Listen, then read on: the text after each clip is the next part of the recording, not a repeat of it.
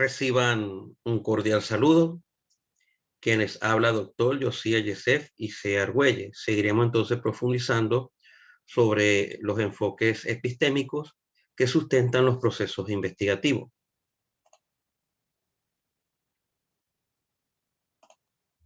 Enfoques epistémicos para la construcción de los procesos investigativos.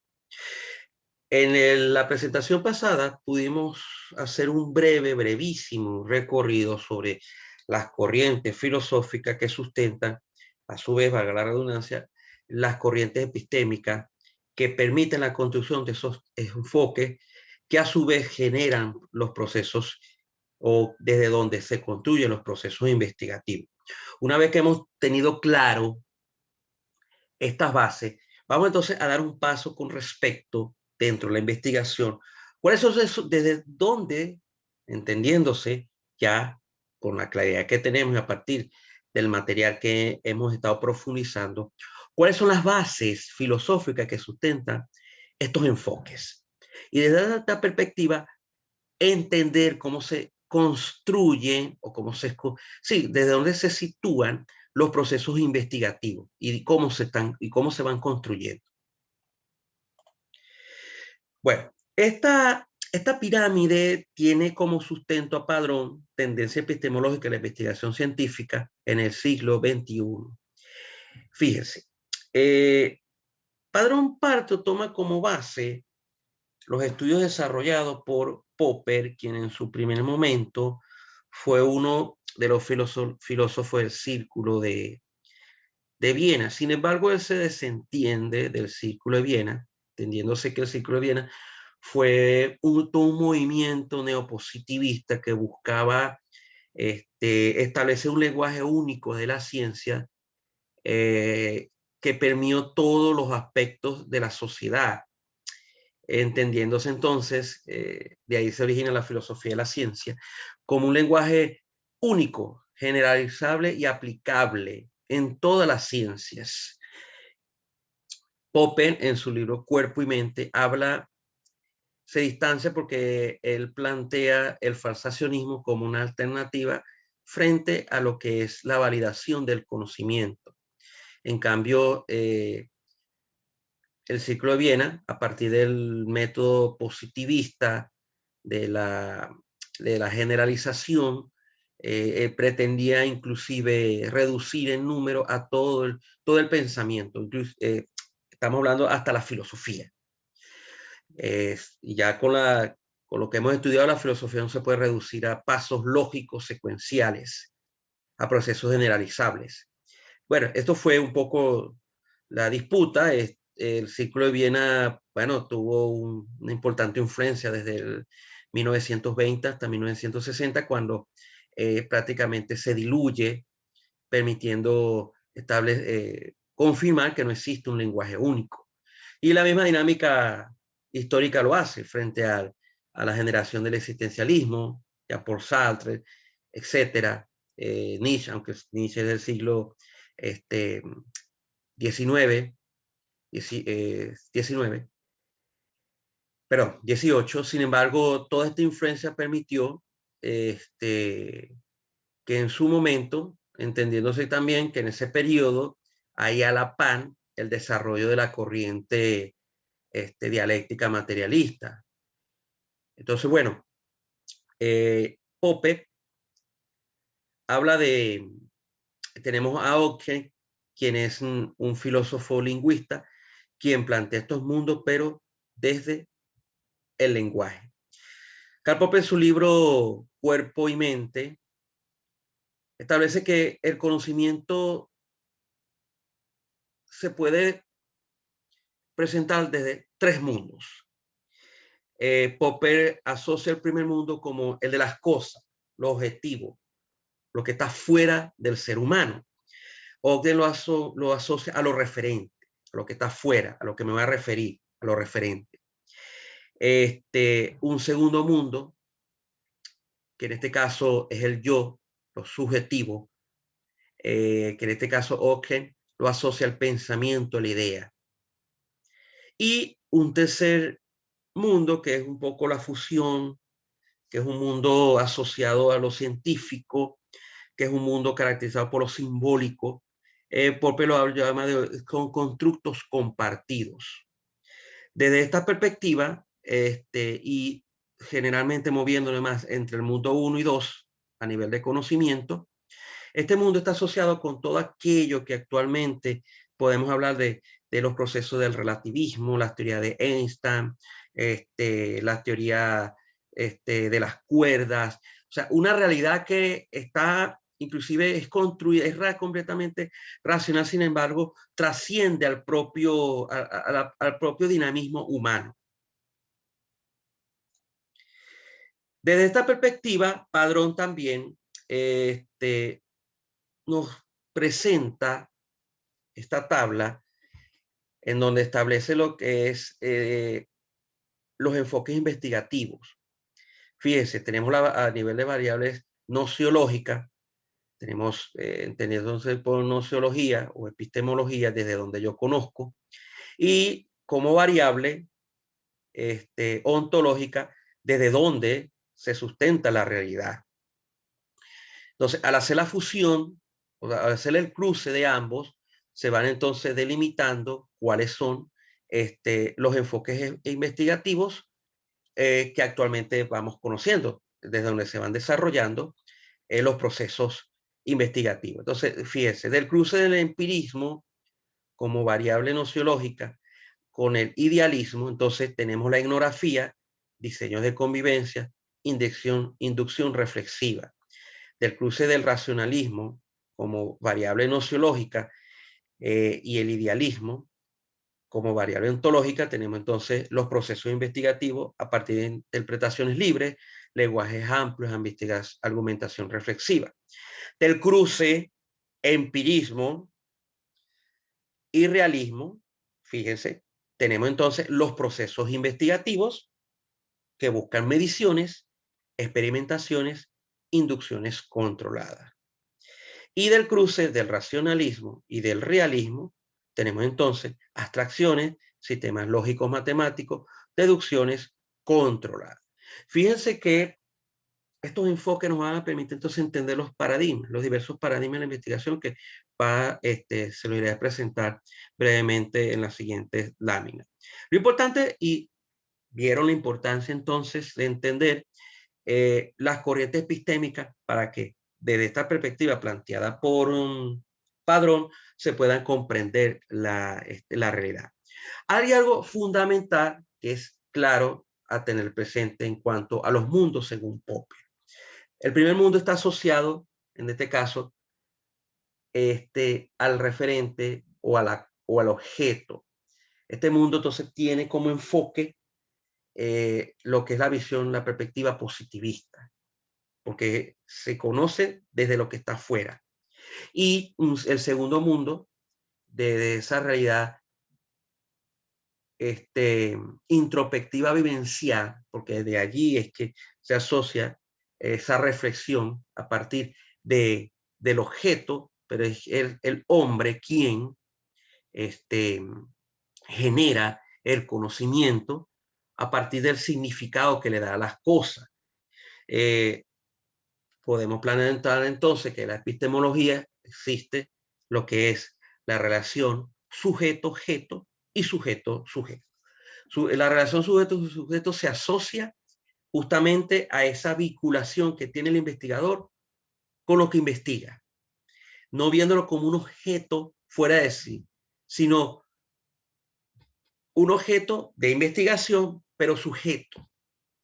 Un sujeto en el que se trata de adentrar para comprender esos procesos consciente, inconsciente y lograr interpretar el sentido del mismo. Distinto a la relación sujeto-objeto, que es ver al otro como algo inerte, estático, que yo pueda controlar, que yo pueda medir, que yo pueda cuantificar.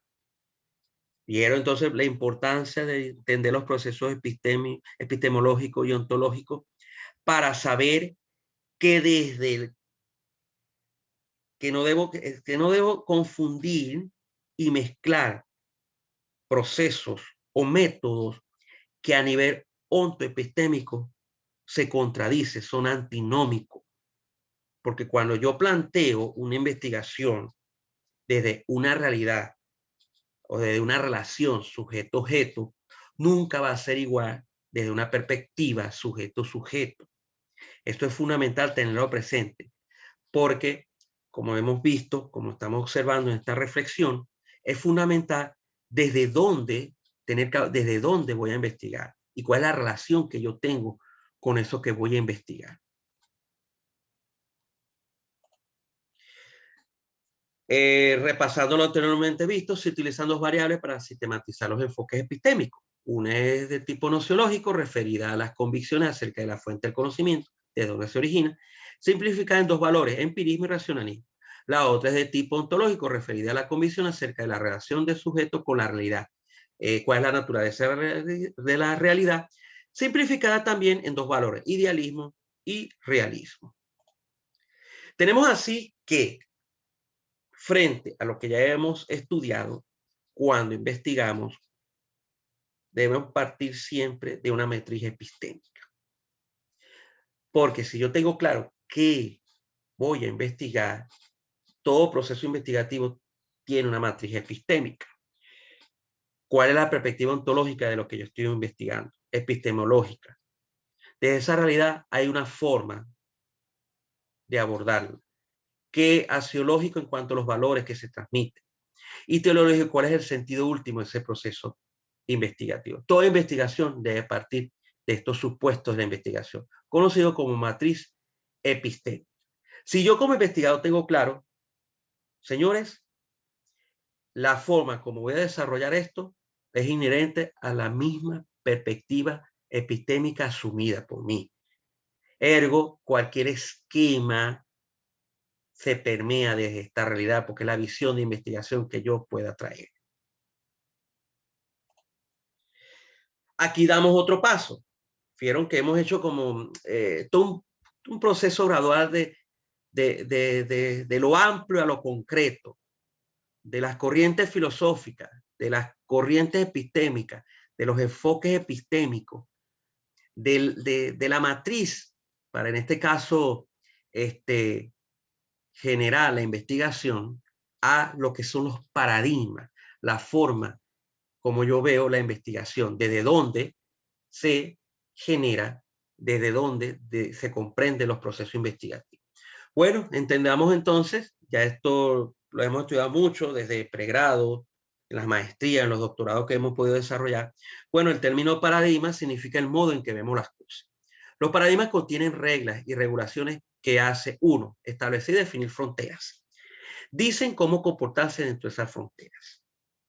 Cada paradigma tiene sus normas establecidas, porque cada paradigma tiene su matriz específico sustentado en las corrientes propias de ese enfoque asumido. Mezclar paradigmas trae consigo que a nivel de investigación, y como yo digo, un arroz con mango, porque no hay claridad. Si no hay claridad paradigmática, menos lo va a haber esa concreción investigativa. Y esas son las confusiones que vivimos actualmente. Nos presentan un modelo investigativo, un esquema de investigación cuyo asidero epistémico no es claro.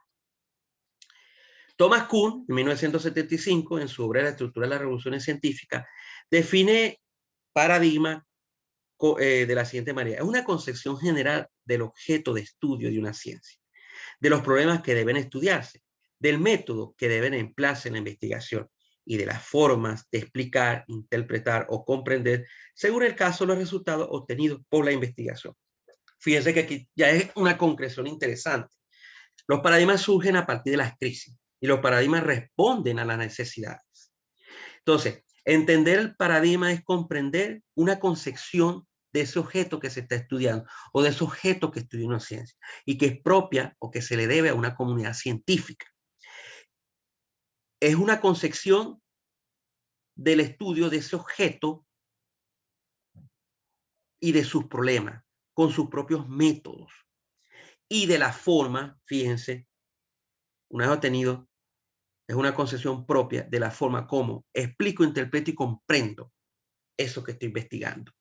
Los paradigmas me van a entonces ayudar a explicar, interpretar y comprender según los resultados obtenidos por la investigación.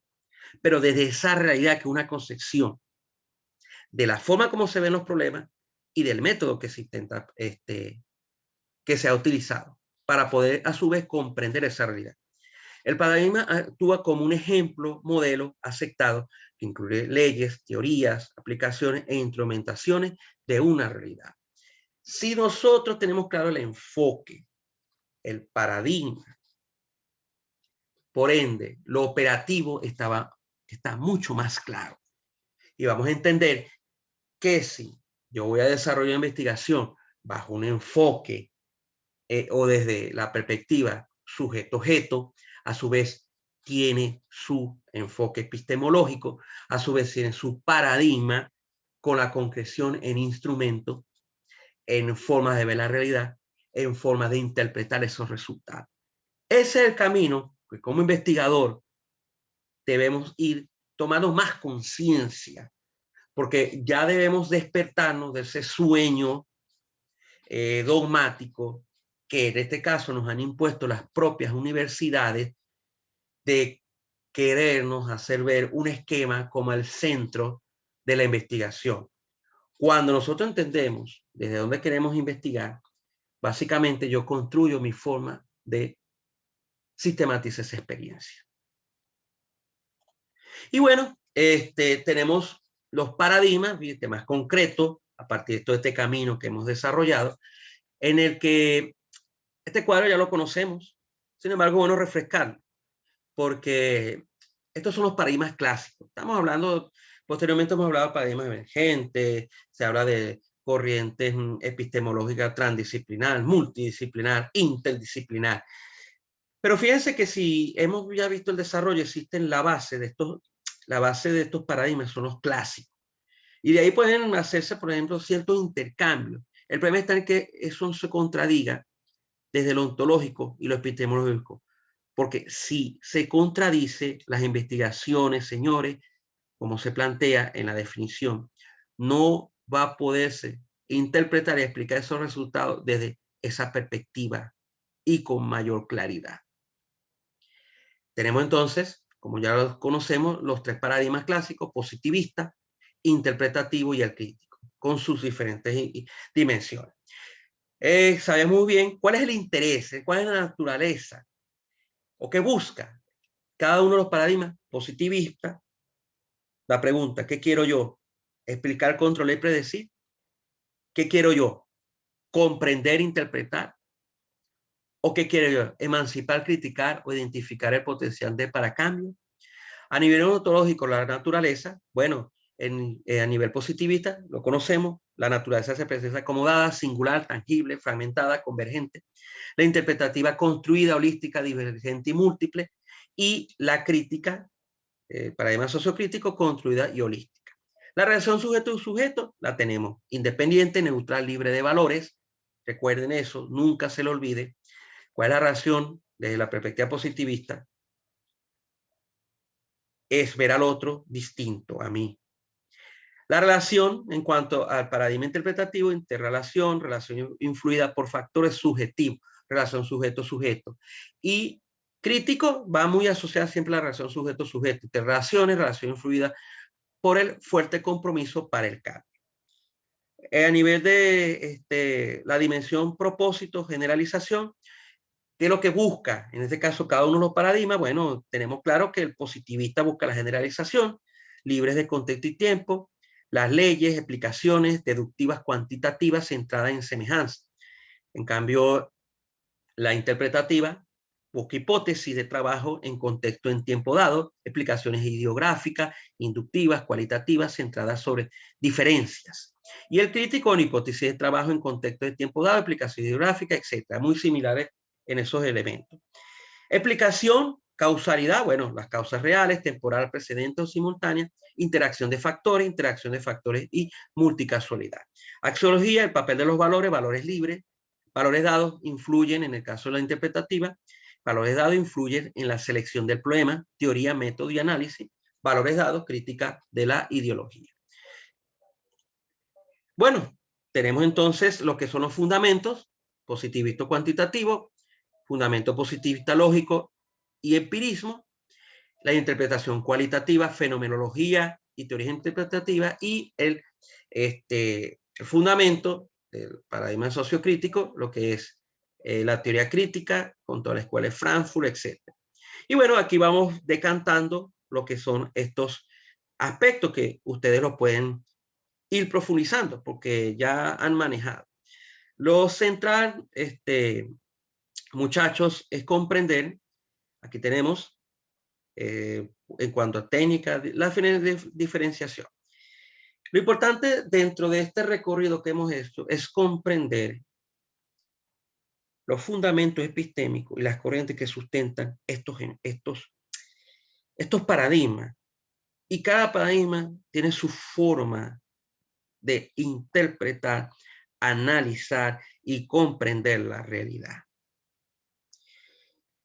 Ya con esto, por lo menos, y a partir ya de las lecturas sugeridas, del diálogo que tendremos en el foro, de las posturas que ustedes presenten en el foro, y de esa idea ya más trabajada, analizada, reflexionada, que me van a presentar en el ensayo final.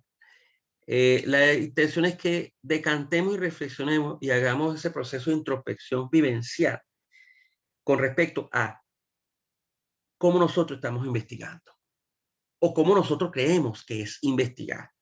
Ojo, no en la investigación de un esquema. Bueno, este es el esquema para que tú investigues. ¿Desde qué perspectiva filosófica, epistemológica? Bueno, lo filosófico abarca todos los escenarios ontológicos, epistemológicos, metafísicos, son sus ramas, éticos, políticos. Fíjense que no me he querido detener en explicar las ramas de la filosofía. Cada rama, en función de estos sustentos, generan una forma de comprender. Si tenemos claro los sustentos epistémicos de la investigación, vamos a comprender aún más los procesos o las dimensiones propias del desarrollo de la sociedad, es decir, la política, la ética. Porque así como hablamos del positivismo del punto de vista investigativo, tenemos las corrientes positivistas desde el punto de vista ético, desde el punto de vista moral. Entonces, más allá de quedarnos en la consecuencia de, vamos al origen de cuál es la base de todo el dinamismo humano, que eso en este caso busca la filosofía. Al entender desde la naturaleza de mi investigación, voy a tener más claro cuáles van a ser esos enfoques, desde qué enfoque yo me voy a centrar, para posteriormente tener más claro aún el paradigma y el tipo de investigación que quiero desarrollar. Quisiera cerrar con esta expresión de Gadamer. Soy plenamente consciente de que la mirada de quien comprende sigue toda huella de sentido y busca siempre el sentido que le permite abrir constantemente, en medio de la insensatez del acontecer y de la historia, algo parecido a horizonte de expectativa, de esperanza y de osadía. Muchas gracias. Les invito o les exhorto a que profundicen esta información que hemos compartido o que les he compartido a través de las lecturas que van a encontrar en el aula virtual. Aquí les dejo también las direcciones para que puedan también indagar sobre algún aspecto. Sobre todo tenemos el portal, este último, donde está nuestra revista científica, donde se pueden tranquilamente profundizar si necesitan también un poco material a nivel de lo que ya hemos estudiado. Muchas gracias por su atención.